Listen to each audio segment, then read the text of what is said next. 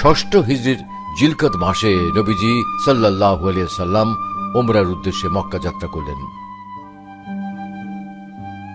কুরাইশরা বাধা দিলে হযরত মুহাম্মদ সাল্লাল্লাহু আলাইহি সাল্লাম হুদাইবিয়া নামক জায়গায় অবস্থান করেন। এখানেই সম্পাদিত হয় ইতিহাসে হুদাইবিয়ার সন্ধি, যা বিশ্বের প্রথম লিখিত সন্ধি চুক্তি। হুদাইবিয়ার সন্ধির পর হযরত মুহাম্মদ সাল্লাল্লাহু আলাইহি সাল্লাম বিভিন্ন গোত্রে তার দাওয়াতি কর্মসূচি অধিক পরিমাণে বিস্তৃতি ঘটাতে সক্ষম হন। ফলে এক বছরের মাথায় মুসলমানদের সংখ্যা অধিক হারে বৃদ্ধি পেয়ে যায়। এরই মাঝে কুরাইশদের সাথে মৈত্রী চুক্তিতে আবদ্ধ বনু বকর মুসলমানদের মিত্র কবিলায়ে খুজার উপর আক্রমণ করে হুদাইবিয়ার সন্ধি চুক্তি ভঙ্গ করে।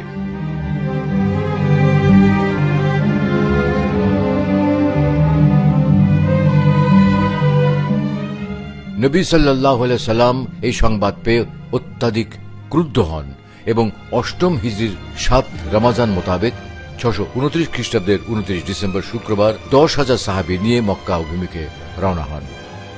17 রমজান মোতাবেক 630 খ্রিস্টাব্দের 8 জানুয়ারি সোমবার এক প্রকার বিনা যুদ্ধে মক্কা বিজয় করেন। অতঃপর নবী করিম সাল্লাল্লাহু আলাইহি সাল্লাম সকলের উদ্দেশ্যে ঘোষণা করেন, মক্কা পবিত্র ও নিরাপদ।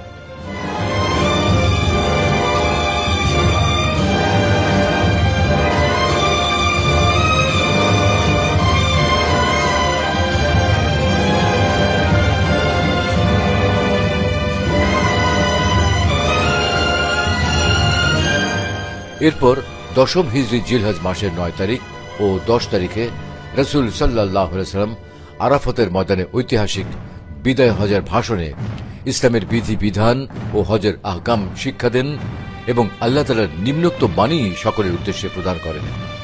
আজ আমি তোমাদের জন্য তোমাদের দিনকে পূর্ণাঙ্গ করে দিলাম, তোমাদের প্রতি আমার নিয়ামত পরিপূর্ণ করে দিলাম এবং ইসলামকে তোমাদের জন্য দিন হিসেবে মনোনীত করলাম। এরপর 11 হিজরির 632 খ্রিস্টাব্দের রবিউল আউয়াল মাসে নবী সাল্লাল্লাহু আলাইহি ওয়াসাল্লাম মহান আল্লাহ রাব্বুল আলামিনের সান্নিধ্যে চলে যান।